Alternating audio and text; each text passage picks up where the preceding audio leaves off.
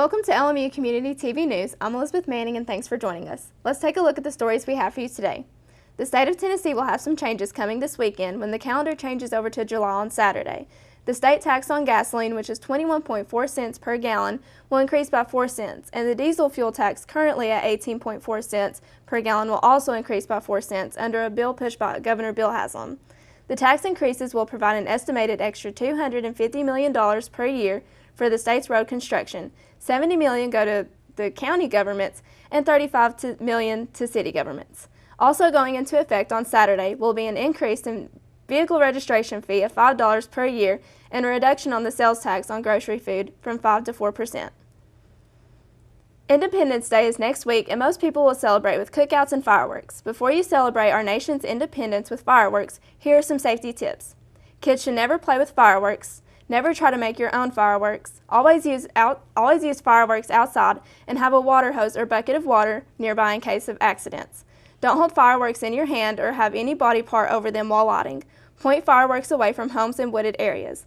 Light one firework at a time. Also, think about your pets as they have sensitive ears and become frightened or stressed from the noise. For more helpful tips, you can log on to fireworksafety.org. Now let's take a look at your community calendar of events coming up over the next couple of weeks.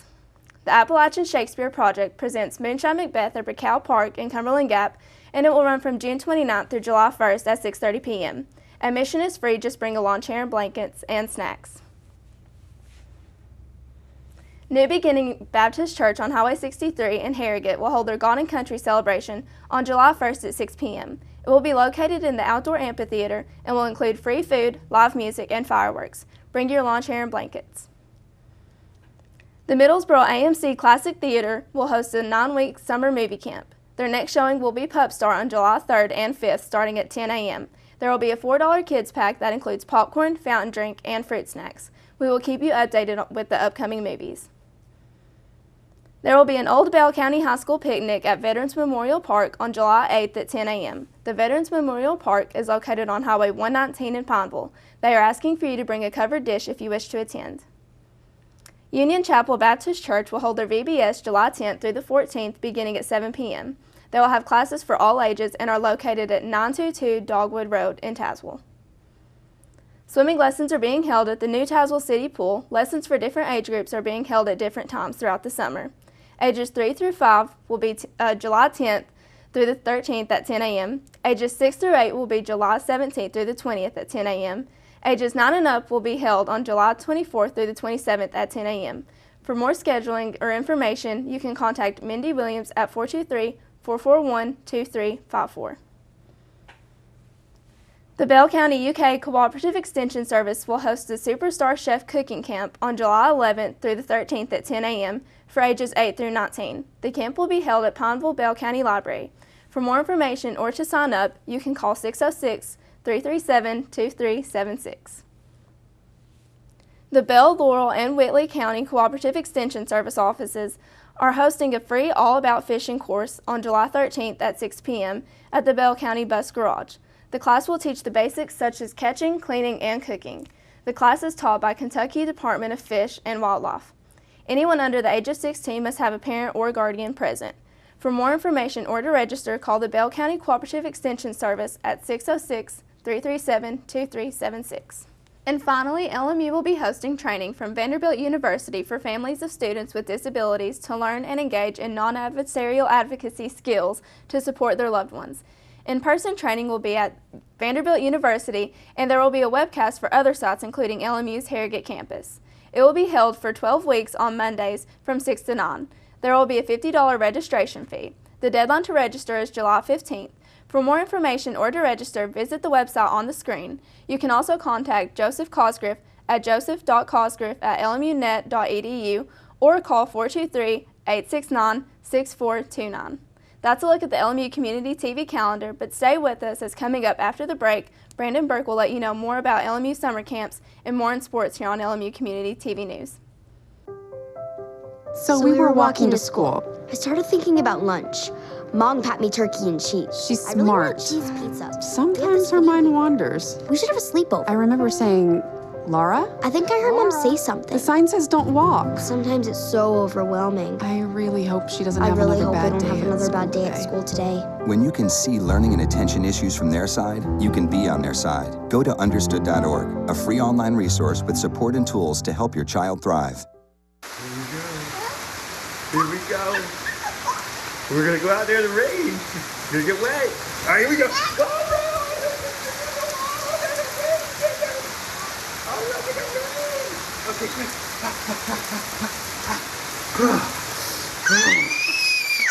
Oh yeah, yes. So much fun. Mwah. We're getting so wet.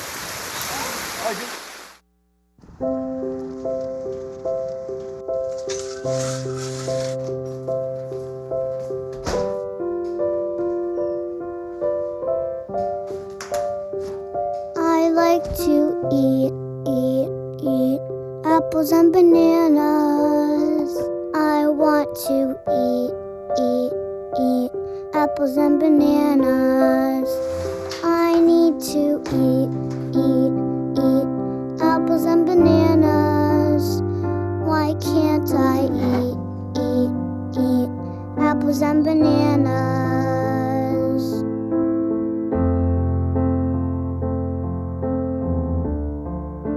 1 in 5 children struggles with hunger in America. Support the Feeding America nationwide network of food banks to help provide meals to those in need. Join us at feedingamerica.org. Welcome back. The 2017 summer camp schedule on the campus of Lincoln Memorial University rolls on this week, with one camp finishing up on this Wednesday afternoon and a brand new Rail Splitter event kicking off at the conclusion of the week. This past Sunday, the Lincoln Memorial Men's Basketball Elite Camp Session 1 was held, providing recruitable high school athletes a glimpse into the college life of an LMU basketball player in a one-day format. The second and final session of Elite Camps for the Rail Splitter basketball program will be held on August the 19th, while the last event for the LMU women's basketball schedule concluded on this Wednesday afternoon. The Lady Rail Splitter individual camp wrapped up after getting started on Monday, teaching young learners the fundamentals of the game in a safe and fun learning environment, receiving hands-on coaching tips from the Lady Rail Splitter staff. While the men's and women's basketball camps are drawing to a close, the Lincoln Memorial Golf Program's 2017 summer schedule is just getting started. This coming Friday, June the 30th, will mark the beginning of the LMU Coaches Clinic, the first of 5 total sessions throughout the summer for the Rail Splitter Golf Program. The camp is open to all middle school and high school coaches and will discuss topics such as practice plans, coaching strategies and philosophies, golfer-specific workouts, college golf 101, and ideas for starting and growing the sport of golf at the middle school and high school levels. The second session of LMU Coaches Clinics will take place next Friday, July the 7th, and for complete details on any of the remaining summer details around the campus of Lincoln Memorial University and dates, you can visit LMURailsplitters.com for registration information, as well as full brochures for all summer activities. Just find the Athletic Department tab and click on Camps. The Tennessee Smokies have returned home to Kodak on this Wednesday evening as the hometown club that saw themselves slump into a 6-game losing slide entering the All-Star break and passing it has now earned back-to-back victories on the road in Mobile and will now await another 5-game series hosting the Jackson Generals. After coming up on the losing end of the first 3 contests against the Bay Bears in Alabama, the Smokies were in dire need of a W. Tennessee relinquished their top spot in the Southern League North to the Chattanooga Lookouts right before the All-Star break and could only amass 1 win against those same Lookouts, the final matchup before the canceled Southern League All-Star game being a 10-2 drubbing at the hands of Chattanooga. We have now entered part 2 of the 2017 campaign, where the Smokies will need to finish strong in order to have a shot at the postseason in September. Tennessee would not get off to the strongest of starts in Mobile, however, as the Bay Bears bested the Smokies on their first 3 meetings of the series, 3-2, 1-0, and 9-4, to clinch the series victory and bring Tennessee's losing streak to a season-low 6 games. The Smokies would finally get back on track in Game 4 on Sunday at Mobile, beating the Bay Bears by the score of 2-1 before ending the series on a minor high note. Despite losing the 5-game set 3-2, Tennessee would win Game 5 over Mobile on Monday by the score of 4-2.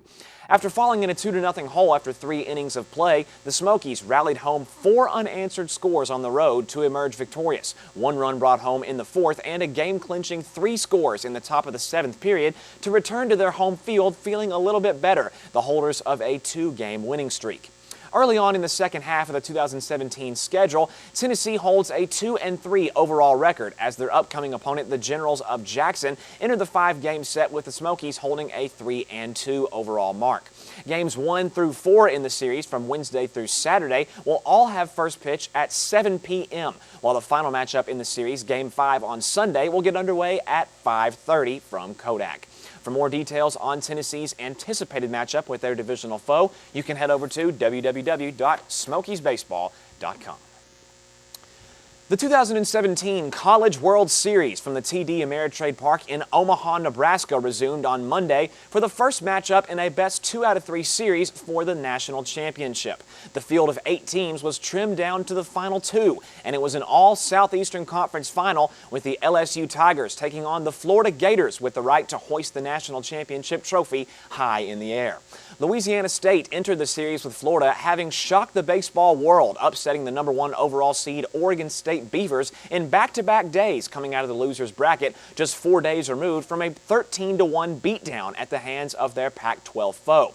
Florida's road to the championship series wouldn't see any dramatic comebacks, but rather a string of stellar play, helping the Gators get past TCU and Louisville, and then the Horned Frogs of TCU once more, to become just 2 victories away from winning the national title. In this best-of-3 series, the third contest was not needed, and the 2017 national champions have been crowned out of the SEC, the Florida Gators. Florida defeated the fatigued Tigers of LSU on Monday in Game 1 by the score of 4-3 before taking care of business just 24 hours later in Game 2, clinching the NCAA championship with a cruising 6-1 victory over the Tigers. For the Gators, the 2017 national title is a special one, as Florida has now notched their very first NCAA championship in program history not long after the Gators softball squad reached the Women's College World Series, only to fall short against the Oklahoma Sooners. After a week and a half of triumph, heartbreak, exciting finishes, and the best teams in the nation competing on the grandest stage in the sport, the Florida Gators now stand atop the mountain as NCAA baseball's champions. Now that the 2017 NBA season has officially come to a close, with the Golden State Warriors winning their second championship in 3 years, and 4 days removed from the NBA draft inside the Barclays Center in Brooklyn, New York, the 2017 NBA Awards took place on Monday. The event, held in New York City and hosted by musician Drake, would showcase the highest of honors to be displayed throughout the course of the 2017 regular season.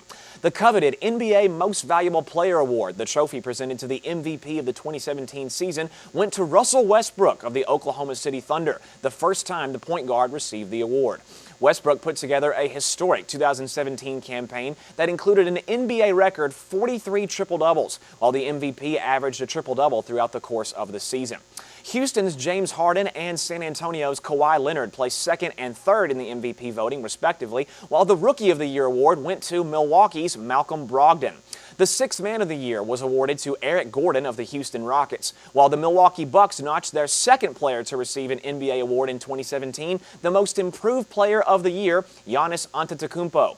The Defensive Player of the Year was awarded to Draymond Green of the NBA champion Golden State Warriors, and finally Mike D'Antoni was named the Coach of the Year for the Houston Rockets. The 2017 NBA Awards effectively put an end to the season, and we will now await the beginning of the 2018 campaign beginning in October.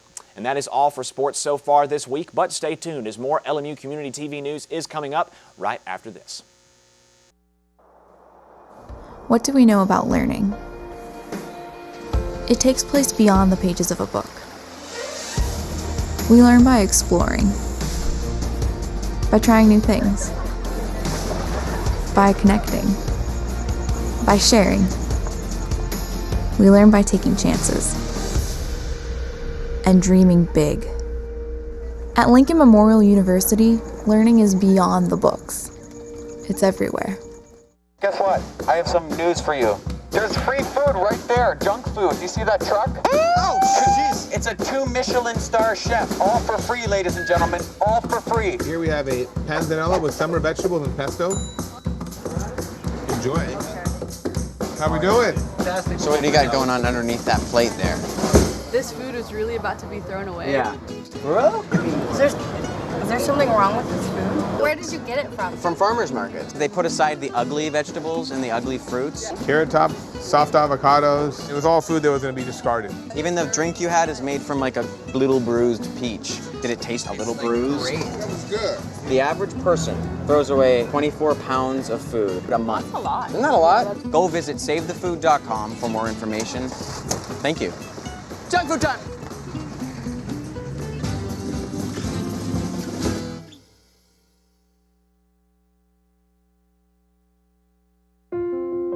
I love taking care of my mom. It wasn't easy at first. She learned how to better communicate her needs.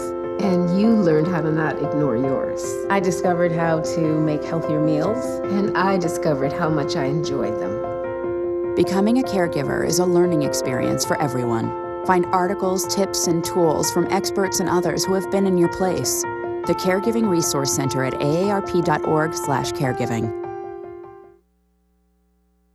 Thanks for watching LMU Community TV News. I'm Elizabeth Manning, and have a great evening.